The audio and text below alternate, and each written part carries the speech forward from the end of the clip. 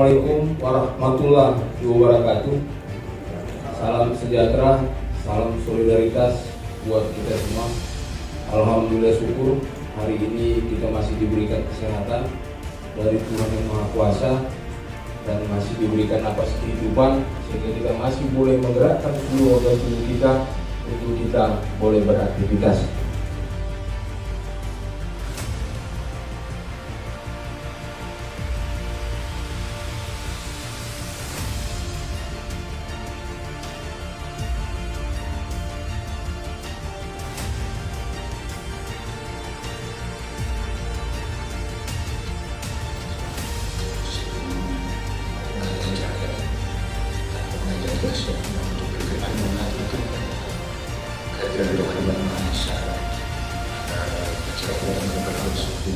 Sebagaimana yang kita harapkan bersama, saya akan mendoa dengan cara yang saya pahami, cara muslim dan kawan-kawan yang berkeyakinan selain muslim hendaknya menyesuaikan. A'udzubillahi minasyaitonirrajim. Bismillahirrahmanirrahim. Allahumma shalli ala Muhammad wa ali Muhammad. Hamdan hamidin hamdan syakirin. Hamdan yuafihi ni'amahu wa yukafihi majidah. Ya Rabbana lakal hamd kama yanbaghi li jalalika wa 'azimika sultanika. Tentang apa yang hangat belakangan ini, di mana kenaikan BBM ini berdampak bagi kita semua, bukan hanya bagi golongan tertentu, bukan hanya bagi pengguna BBM secara langsung, tapi juga ke seluruh masyarakat Indonesia karena memang dampaknya sangat signifikan, bahkan sampai kepada orang yang tidak pernah atau yang tidak menggunakan motor atau mobil pun, namun dampaknya kepada kebutuhan pokok dan ke seluruh sendi-sendi kehidupan kita. Senang Bapak Ibu bisa bertemu dengan Bapak Ibu yang tergabung di dalam Konfederasi Serikat Buruh Sejahtera Indonesia. Saya dari BPH Migas. BPH Migas itu adalah lembaga yang mempunyai tugas untuk melakukan pengaturan dan pengawasan terhadap pendistribusian BBM. Jadi memang kita di satu pihak mensyukuri adanya perekonomian yang bangkit, adanya kegiatan masyarakat yang meningkat, tapi kita juga berpikir nih kita bagaimana nih harus tetap menyediakan BBM untuk masyarakat tentunya. Karena saya tergabung juga dengan komunitas-komunitas itu, saya bilang kepada mereka kalau bisa ya kalau udah punya Pajero isinya apa Bapak Ibu? Pertamina Dex atau Dexline. Itu kalau yang punya mobil Alphard atau yang sekelas dengan Kijang Innova, ya isinya minimal pertama. Jadi saya mensosialisasikan dulu izin. Nah Bapak Ibu ya, jadi saya mensosialisasikan sedikit. Nah Bapak Ibu kalau bicara mengenai hal kayak gini kan sebenarnya nggak pantas ya, pantas nggak? Pantas. Pantas dan tidak pantas, tapi kan tadi peraturan perpresnya ya kalau untuk perkara emang belum ada. Kemudian sekarang yang terbaru adalah kita menggunakan teknologi ya. Jadi sekarang harus sekalian dalam rangka demokratisasi bansos, maka orang yang berhak menerima bansos ternyata tidak mendapatkan bansos itu boleh mengusulkan, itu disertai dengan data. Begitu sebaliknya, kalau ternyata ada orang yang mampu menurut Bapak Ibu ternyata mendapatkan bansos, Bapak Ibu boleh melakukan sanggahan. Jadi misalnya saya Pak Heru ini tetangga saya, Pak Heru punya mobil kok terima bansos, saya laporkan Pak Heru di aplikasi Sangga, bisa lupa. Solar belum ada, padahal mereka adalah buruh yang kontrak Bu. Jadi kalau tidak berangkat, mereka tidak ada penghasilan. Jadi naik, tapi tolong stoknya Bu untuk warga, untuk nelayan gitu loh. Untuk industri kan kita naik, tapi stok juga nggak ada. Jadi ini sebenarnya yang kurang dari pemerintah. Buat aja hitungan sederhana. Kenapa pemerintah ini selalu menyuguhkan dengan rakyatnya? Kita dibanding-bandingkan. Ibu tolong. Mungkin ibu tidak kena dampaknya, tapi rakyat yang di lapangan Bu, bukan hanya BLT atau nama apapun. rakyat jangan dibina-bobokan. Kalau memang pemerintah mau menaikkan BBM, tolong jelaskan secara real. Tidak usah hari ini karena Ukraina lagi perang. Itu dampak dari sana. Detail dan jadi kalau yang kita lihat yang sekarang disampaikan oleh pemerintah baik melalui Kementerian Keuangan, memang itu yang bagaimana mudah dicerna oleh seluruh masyarakat. Jadi memang ada kelihatan berapa harga yang diproduksi berapa, tetapi harga yang dijual oleh kebijakan pemerintah berapa, sehingga selisihnya itu yang disebut subsidi atau kompensasi yang nilainya berapa. Itu sampai dengan 1,3, 1,4 juta. Jadi masih ada selisih yang harus dipenuhi. Dari mana menuhinya? Ya dari impor. Nah, impor itu dari mana? Dari pasar dunia. Pasar dunia itu harga minyak mentah maupun harga produk itu memang sudah distandarisasi, Pak. Jadi memang kita nggak bisa bergerak kalau terus kemudian tidak tidak ada akibat daripada kondisi global. Baik, kesempatan pertama yang sebelumnya, silakan kepada Pak Belisana. Terima kasih Pak. Yang saya hormati rekan-rekan KSBSI dan undangan dari gerakan yang lainnya. Abang saya Bang Jumur Hidayat, Bang Merta, Bang Nati, izin untuk menyampaikan presentasi saya berdiri. Saya akan menyampaikan sedikit tentang ini data dari BPS yang menjelaskan tentang neraca migas pada era Presiden Jokowi. Jadi periodenya 2014 sampai 2021 selama 7 tahun. Kita bisa lihat bahwa dari data yang ada ini, Indonesia itu sudah menjadi net importer sejak 2014 dalam minyak mentah. Jadi kita lebih banyak mengimpor daripada mengekspor. Itu artinya kita defisit dalam hal minyak bumi gitu kan. Dan defisit ini itu semakin besar sepanjang era Presiden Jokowi. Artinya ekspor kita semakin kecil dan impor kita semakin besar gitu sepanjang Pak Jokowi. Dan kalau kita lihat selain di kolom minyak mentah tersebut ada namanya kolom hasil minyak. Hasil minyak itu produknya salah satunya adalah BBM yang pertama tadi dibahas oleh orang BBM Gas. Dan hasil minyak dia juga defisit. Defisitnya itu walaupun tidak membesar seperti minyak mentah defisitnya, tapi defisitnya itu dia agak berkurang malah. Menariknya kan kenapa? Nanti kita bahas di slide berikutnya. Yang juga menarik adalah gas di kolom yang terakhir. Kita bisa melihat gas ini malah kita net eksporter, artinya surplus sebenarnya. Jadi kalau ada rencana jabatan subsidi LPG di tengah kita yang surplus gas itu sebenarnya kurang masuk di akal. Ini kita akan berlimpah nih barang ini kan sebenarnya. Kenapa produksi migas kita semakin menurun dalam negeri? Ini bisa kita lihat, ini adalah data dari SKK Migas, yaitu drilling number, jadi jumlah pengeboran dan realisasinya. Dan ternyata dulunya Pak Jokowi baru masuk itu masih bisa 1000-an sumur, ternyata sekarang cuma sekitar 200 sumur saja. Jadi emang drop, anjlok banget dalam hal produksi minyak kita gitu, karena jumlah sumbernya semakin sedikit. Setelah itu kita kan sekarang melihat kilang, karena kan namanya minyak mentah itu masuk kilang, baru dikonversi jadi pertalite, baru jadi BBM yang lain gitu kan. Dan kita lihat kapasitas penuh kilang Pertamina itu sebenarnya cuma 1 juta barrel per hari. Itu pun yang beroperasi hanya 800.000 barrel per hari kapasitasnya, jadi dayanya. Artinya apa? Sisanya untuk memenuhi kita harus impor, dan impornya bukan minyak mentah tapi impor BBM gitu. Jadi kita karena kapasitas kilang, karena memang semenjak zaman Pak SBY tidak pernah bangun kilang baru, zaman Pak Jokowi pun 8 tahun sampai sekarang kilang baru juga belum terbangun, dan dalam setahun terakhir ada 5 kilang yang terbakar. Kalau pernah mendengar beritanya ya, walaupun cuma sehari baru datang kilang lagi gitu kan.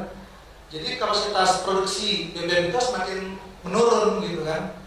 Sekarang kalau tadi dikatakan kita akhirnya impor minyak mentah dan BBM, itu dari negara mana sih sebenarnya kan? Nah, kita bisa lihat di data BPS ini, negara mana yang paling besar mengimpor. Nah, ternyata adalah negara yang tidak punya sumber daya minyak, yaitu Singapura. kita paling banyak impor minyak mentah dan minyak jadi dari sebuah negara yang kecil dan punya minyakan, jadi dia trader, negara trader. Dan itu kan sudah sejak zaman PSBY dulu ada isu adanya mafia migas gitu kan, mafia migas yang mengkondisikan agar tidak pernah terbangun kilang, kalaupun kilangnya berkurang, sehingga Indonesia tidak pernah lepas ketergantungan dari Singapura untuk impor BBM. Dan faktanya memang masih menjadi yang paling besar dari Singapura. Ada kata-kata burden sharing. Kalau kita dijajah semua serba susah, kita susah juga siap gitu. Tapi kalau lihat dari datanya Pak Gede Sandra tadi, ini kayak nggak ada burden sharing. Yang rakyat boleh susah, yang gede-gede tadi nggak boleh susah gitu loh. Bahkan ada istilah subsidi KPR itu benar banget. Nah itu sebenarnya yang memicu. Kalau kita semua susah gitu ya, naik kita semua nggak apa-apa tuh. Tapi nah ini satu sisi tadi ada pajak yang nggak tarik. Dan Omnibus Law itu Pak Gede ya, itu adalah benar-benar Anda bagus istilahnya subsidi karena yang tadinya suatu maaf ya paling gampang aja lah kita sehari-hari nemuin kan. Kita satu perusahaan nih, yes, katakan setiap tahun mengeluarkan biaya SDM atau labor cost lah ya, labor cost 1 triliun kan. Nah dengan undang Omnibus Law ini boleh 600 miliar kira-kira gitu. Itu kan terus semua tahu lah, baik dari pesangonnya, upah yang naiknya pas-pasan dan sebagainya. Artinya sebenarnya bisa tuh ngasih 1 triliun atau 100 miliar. Tapi kan ada Omnibus Law ya boleh 60 miliar, sampai itu 100 miliar gitu. Dan satu-satunya langkah seperti yang sudah mungkin diucapkan oleh moderator dan Pak Sekjen ketika mulai acara, ini sebenarnya kita rencanakan sebelum kenaikan BBM, supaya kita bisa bersama-sama dengan serikat, para pemangku kebijakan, dengan pemilik kepentingan, pemangku kepentingan kita sebagai buruh, bisa mencari solusi apabila memang benar harus naik. Mudah-mudahan itu solusi terakhir. Tapi ternyata kita diberi hadiah di akhir pekan, ketika banyak orang berlibur. Nanti lagi ke kebun kan tadi. Saya lagi jalan-jalan kemana, Bang Jumur mungkin lagi kemana gitu kan. Tiba-tiba laporan masuk sudah naik dan akan berlaku pukul 14.30 siang ini hari Sabtu. Nah, jadi pertanyaan sekarang begini, saya kemarin tanya, saya diskusi sama kawan-kawan dari perusahaan tracking, supir-supir truknya. Saya tanya, Bapak kalau isi truk Pak, sekali ngisi berapa liter Pak? Saya bilang 350 liter katanya, sekali ngisi full tank. Saya bilang, wah Bapak ngisi sekali panter 10 biji loh Pak. Itu bandingannya. Jadi kita bisa membayangkan truk yang seharusnya menggunakan BBM industri dengan harga industri terpaksa disubsidi oleh pemerintah dan kita lagi yang bayar. Ya Bang ya. Padahal perusahaannya dapat untung dan lain-lain. Apakah kalau rakyat lapar itu bisa diawasi toh? Kan gitu. Apakah solusi yang tadi BLT atau prakerja dan yang lain, apalagi hanya 1 bulan? Kan ini menjadi persoalan. Kalau saya sih tak muluk-muluk ya, karena yang tadi saya sudah sampaikan, saya berjuang ini dari rambut hitam menjadi 2, sekarang jadi 2 warna. Gak ada jauh beda. Rakyat ini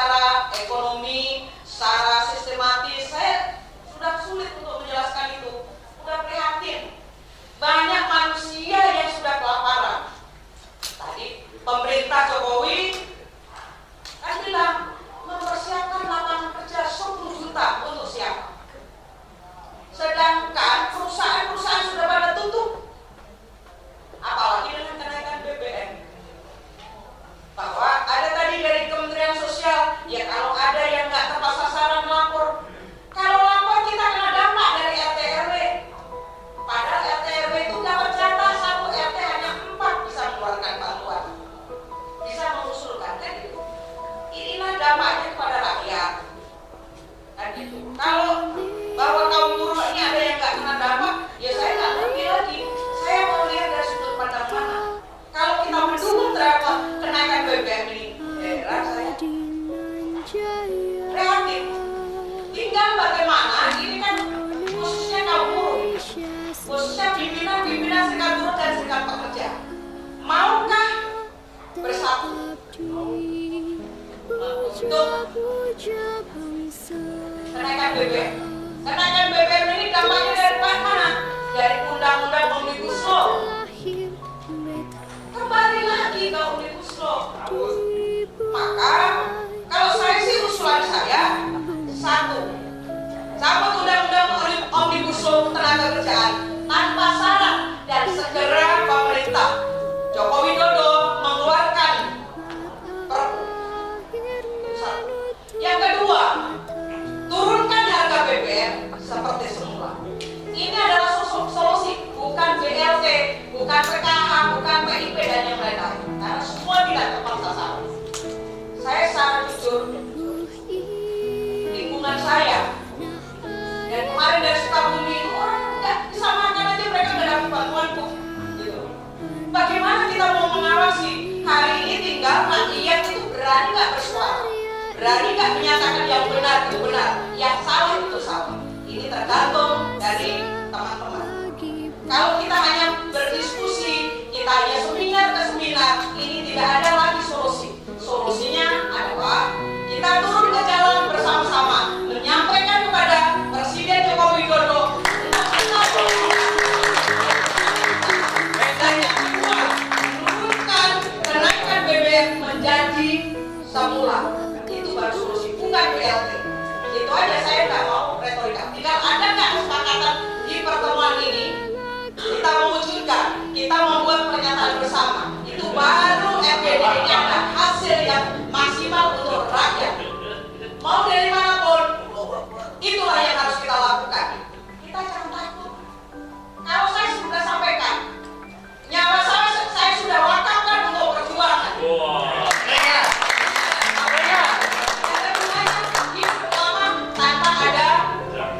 Jejak yang pembelahan untuk rakyat.